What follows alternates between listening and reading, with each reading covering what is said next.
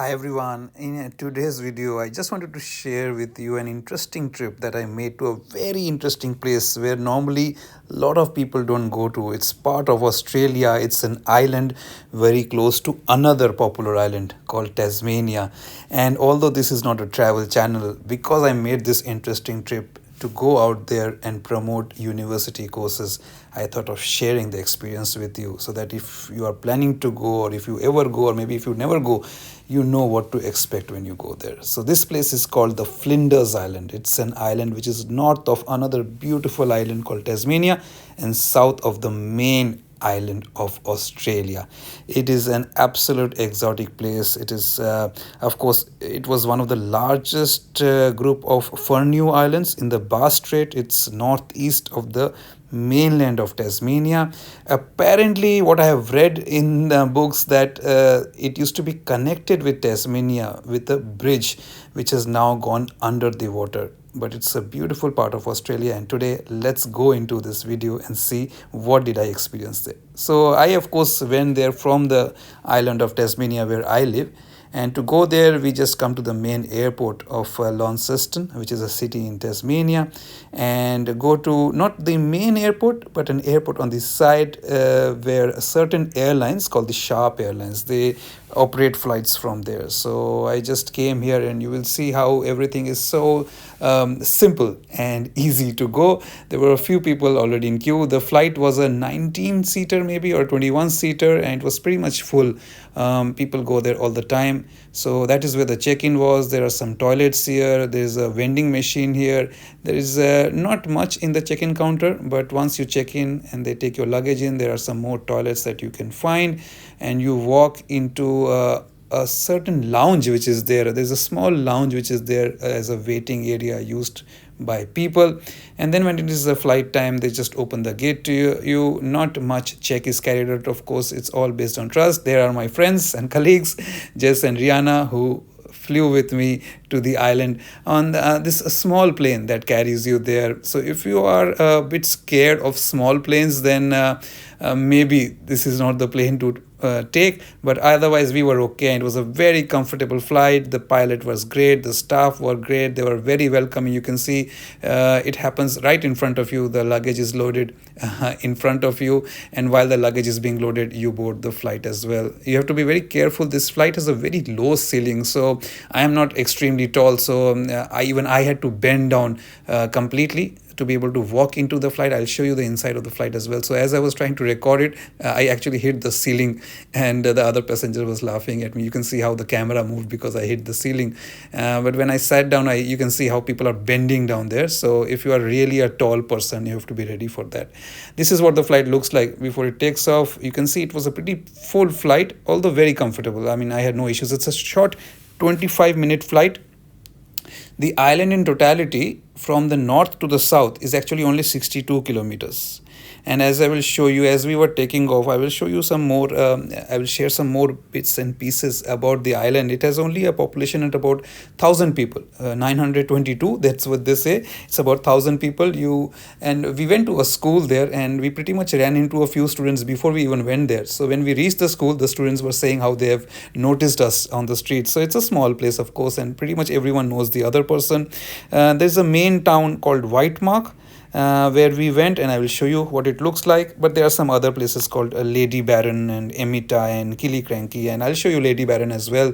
It's a very isolated place, of course, but people have lived there for generations.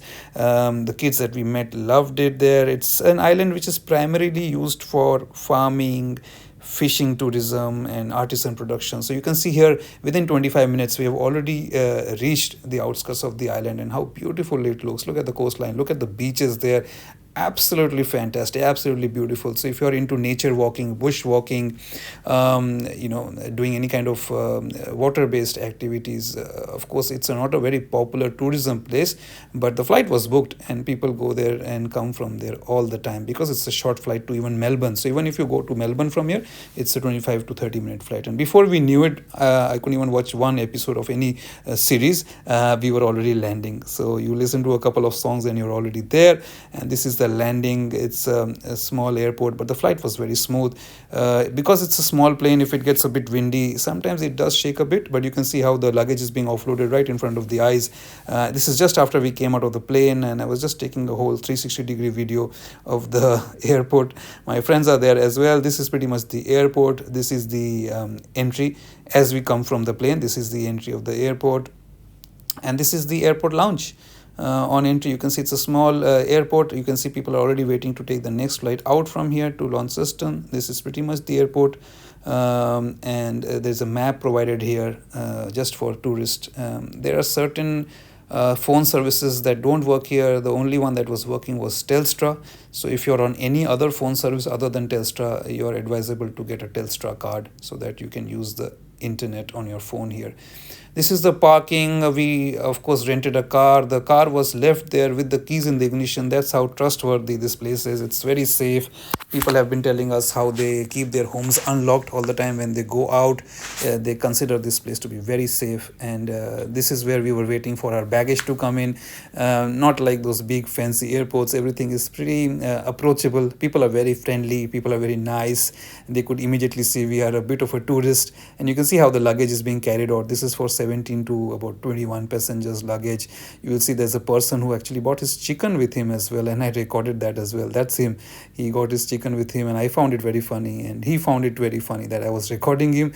But yes, that's how interesting this place is. This is the middle of the city. This is the white mark place. This is all that is. There are a few shops. This is the grocery shop.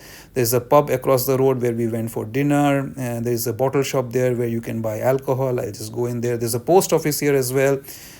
This is the grocery shop. You go there, you get some local produce, and you pretty much get what you need. All kinds of food is there. You get frozen food, fresh food, long lasting food, dry food, I mean, and meat and vegetables and fruits. You get everything. So there is nothing that you don't get here. Pretty much most of the thing you get here. So people buy their groceries from here. Of course, the big brands are not here, but the local grocery shops are here, where you get everything. This is the alcohol shop. This is the bottle shop across the road from the grocery shop, and people go there. And this is also the local pub. We went there for our dinner and lunch as well. The food was pretty good. On the first night we had parmigiana, or it was a palmy night. This is the pub. People go there for entertainment. So after that, after we left from the main city the main city here, or the main town here, is hardly a 10-minute drive from the airport. So we came here, and then we started going back to our Airbnb. I'll show you the Airbnb. It's a beautiful Airbnb.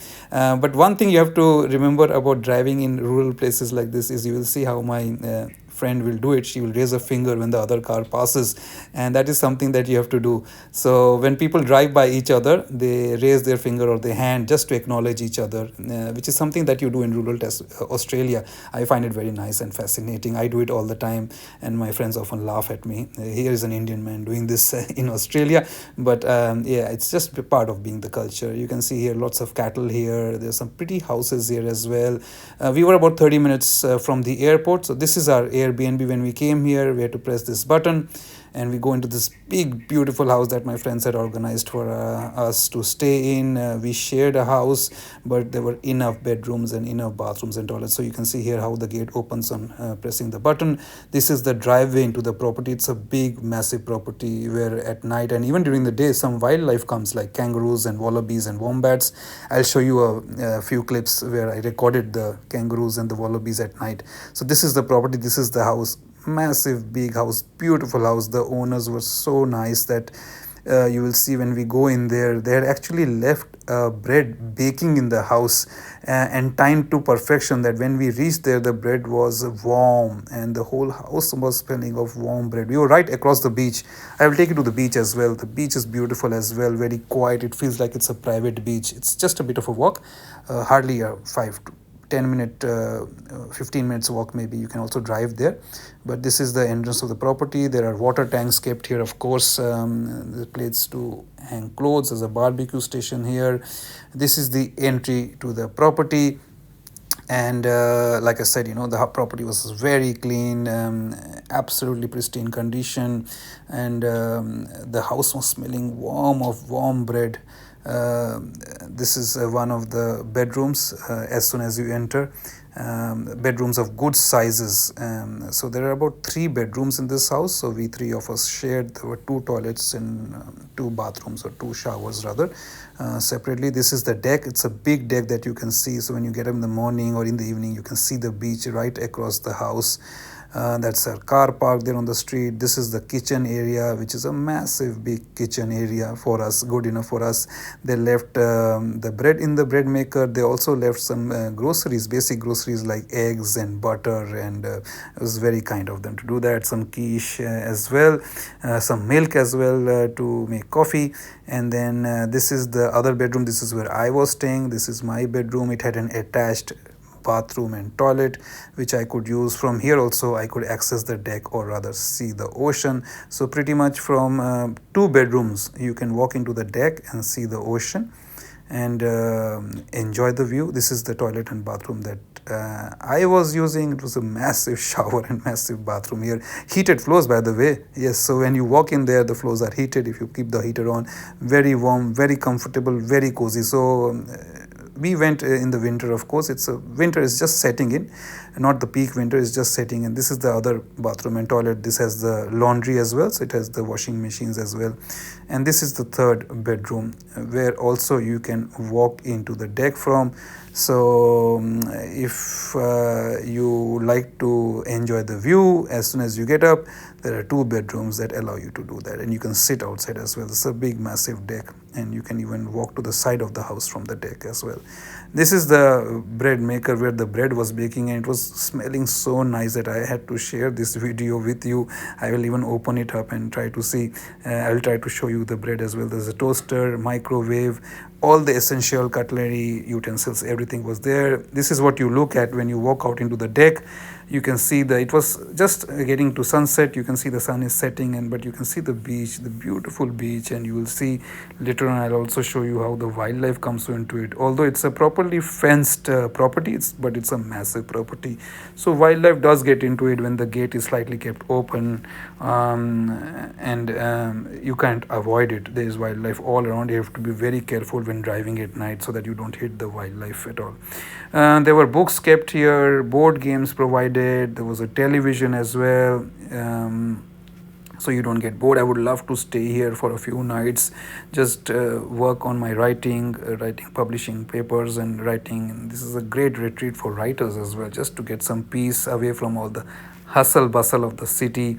And I keep coming back to the bread maker because it was just getting ready and I wanted to show it to you. And as soon as it was ready, it was hot, but I had it with some butter. This was the local pub food. We went there and had some parmigiana. And when we came back from dinner, you can see how the kangaroos are jumping away. They were there in the property. We were just driving, and I had to be very careful that I don't hit them, because at night they do tend to come towards the light and it gets a bit tricky. But there are a few, and then you can see here on the left side of the screen, there are some kangaroos sitting there as well, or rather we call them wallabies, or smaller kangaroos, and there are some wombats also, you can see. And this is to the drive. You can see the windmills. There are 2 windmills, very prominently located windmills here, used for generating power to the island as well. And this is a beautiful drive. We were driving around and we went from White Mark to Lady Baron, which is another settlement. This is Lady Baron, by the way. So we came here for lunch. Unfortunately, the place was closed by the time we reached after work, so it was closed. But this is how the view is from the restaurant. So they open up for lunch and dinner on specific days. Because the population is not much, they can't keep it open all the time. And this is the beach across our house. We just walked to the beach across the house. We drove a little bit. I think it's a 5-minute drive, and then you can walk. So it's a short walk, but once you reach there, you can see it looks like a private beach. And it's so pretty, so beautiful, so quiet, absolutely clean, spotless. There's also a toilet provided close to this beach here, so that if you go into the beach, your feet are dirty or you get sand, you can go and wash it there, so your car doesn't get too dirty. So this is the beach. My friends went there, and one of my friend got her feet stuck into the mud. So it was a bit of a thick mud, not mud, rather sand, where she got her feet stuck, and we were all laughing about it. But it's a beautiful, pristine beach, and when you walk there, you feel great. People also being there, kayaks, and we saw there was a surfboard kept there. Some tourists tourists had probably left it there, and they use it for surfing maybe on certain weeks, but you can use it for kayaking as well. And this is the wildlife that we saw again in the morning. There's a kangaroo sitting right below the tree. So you see these kind of views early in the morning when you get up. It's very quiet, people are very friendly, pretty much everybody knows the other person here, and you see the water, the beach, the mountains. Feel very nice. This is the school we went to. It's a very old school, Flinders Island District High School, where from the 1900s it was built in 1911, and we went there to promote university courses to the students. The students were lovely. They have up to grade 10 here, and then for grade 11 and 12 they either go to the mainland of Australia or they come to the island of Tasmania to finish their grade 11 and 12. And most of them they have parents who are doing some kind of family business, or they're into farming. We met a boy whose father is into chartering airplanes, the small airplanes. So all kinds of interesting people there, and lovely kids, very friendly. They really took to us and they were engaging with us a lot. This is when we got up on the final day of the morning. We are going to leave, but it felt great. The winter was just setting in, so it was getting a bit chilly, to be honest, but still not as cold as it would get. So this is on our way flight back to Launceston in Tasmania, and this is a different kind of path that the plane takes compared to when we fly to Melbourne. So I was just enjoying the scenery outside, the water, the mountains, the landscapes that you see. It's amazing. And in a small plane that flies at a slightly lower altitude, most of the times you do tend to enjoy it. But it's a short flight, so before we knew it, we were back. And I was just reminiscing that this is one of kind of a unique experiences that I would have never made staying in India. So when I came to stay in Australia, I realized that these kind of experiences are once in a lifetime. It's not every day you go to Flinders Island. I have been to King Island, which is the other island as well, and but the Flinders Island was an amazing experience as well. So if you can try to make a trip here, you will love it. Bye for now.